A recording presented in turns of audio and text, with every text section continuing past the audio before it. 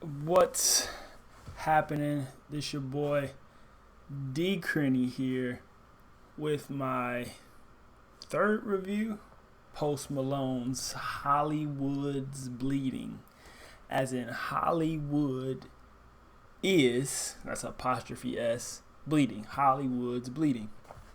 I'm not sure what insinuation he's making with that, but that's the title. Here's his album. Here's my review. This will be, once again, track by track.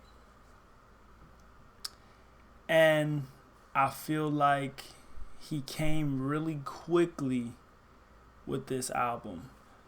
Beer Bongs and Bentleys, I feel like it just came out, even though it was 2018. And I do think it is good for artists to bounce back quickly after a good album, which I thought Beer Bongs and Bentleys was a good album. Stoney was in 2016. He probably should have had something in 2017, but Stoney's success was so huge with White Iverson and drawing a blank, but just the hits on there. They go song with Quavo, Congratulations. There's just a bunch of hits on there and people fell in love with Post. So I'm sure from touring to just interviews, he was probably just so overwhelmed that he couldn't do anything in 2017, but show people love or appreciate the love from Stoney. So I feel like Hollywood Bleeding was quick turnaround, but right on time. He piles in a ton of music on here. There's 17 tracks. If someone doesn't like this album, which I'm sure obviously people don't, I don't think it's better than Beer Bongs and Bentley. Actually, I don't know about that. I don't like to say what's better than the old album because it's only been out for a few weeks, so I don't want to say that. But if someone doesn't like this album, I'm pretty sure they're gonna be entertained by it. A good amount of producers on here, but Louis Bell, I don't know who that guy is, but he is the featured producer on here. I think he produced everything but 2 tracks. I think maybe 3, but this is about as much as his album is as it is Post. Obviously, Post is a talent, but somebody's got to put this project together, and it looks like he's the guy to do it. I want to introduce fun facts. I want to try to do it every review, but a fun fact about Post is he will make his movie debut in Mark Wahlberg's Wonderland film when it releases. I think it's scheduled for 2019 this year, but I'm not sure. But he'll make his debut in that movie. Fun fact about Post. Let's get into the review track by track. Track number 1. Title track, Hollywood's Bleeding. Mellow intro. Starts off real smooth, mellow. Mostly Post vocals to start, and then the beat hits in halfway through. Get a nice beat drop halfway in, and I'm fine with this intro. I love intros. I'll always talk about intros. If intros set the tone, if intros do their thing, if intros knock on your door real hard, get your attention, then I feel like that's a great start to the album. The album could be trash, but at least give me an intro. Give me something when I either put it on my car speakers or put my headphones in that you bang on me. Number 2, Saint-Tropez, however people say it. Beat was smashing. Beat was hitting immediately. Basic lyrics, but the beat was the showcase here. It was all about the production. Bit of a stunting track about a place people go that's wealthy.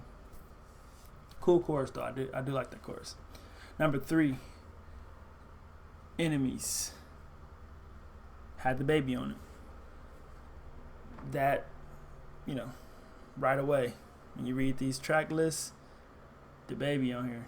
He one of the hottest out. Hottest on the hip hop side. So you're like, man, I gotta see what his verses talk about. You got to. You just excited to hear his verse. His verse is okay, but his mic presence is dope. He gets on here. It's a change of pace on him. Post isn't really his lane. This music this, I guess I like to call it pop hop. I'll probably mention that again, but pop hop.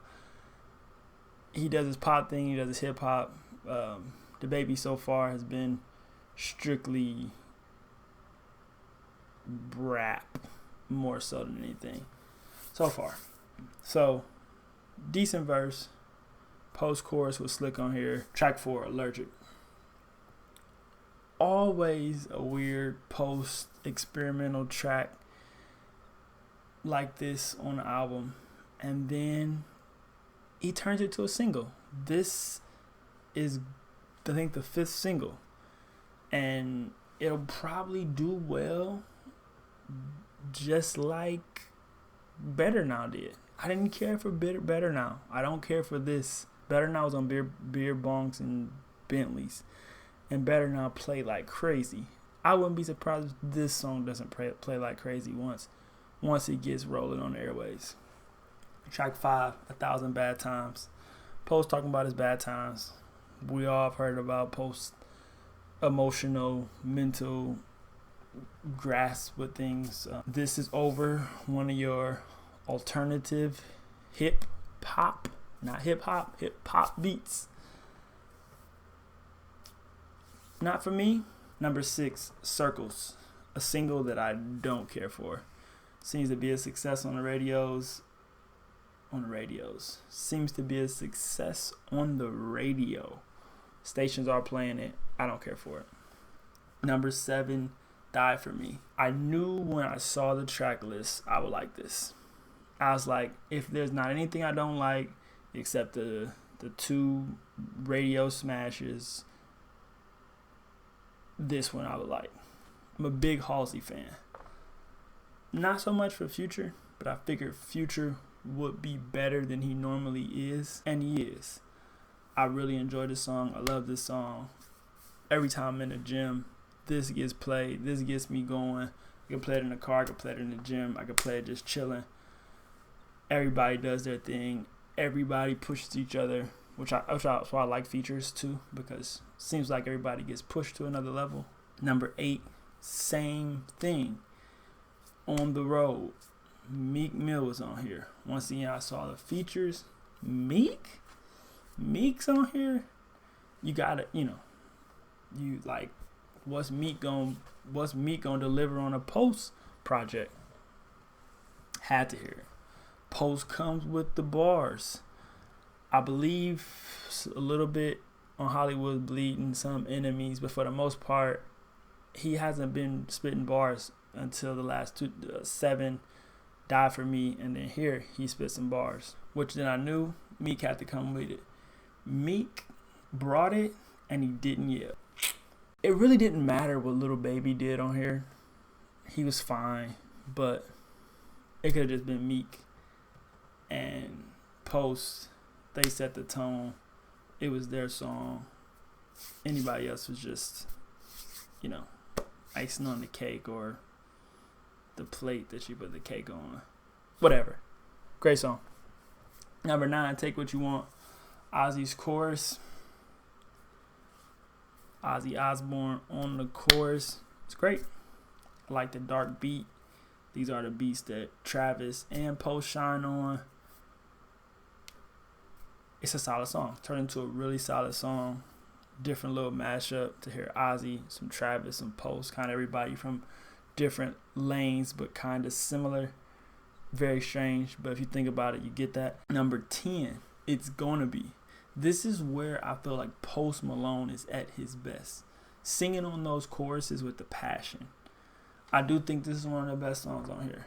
I kind of think it's a tie, and I think some will separate as I listen to this more, because I will continue to come back and listen to this.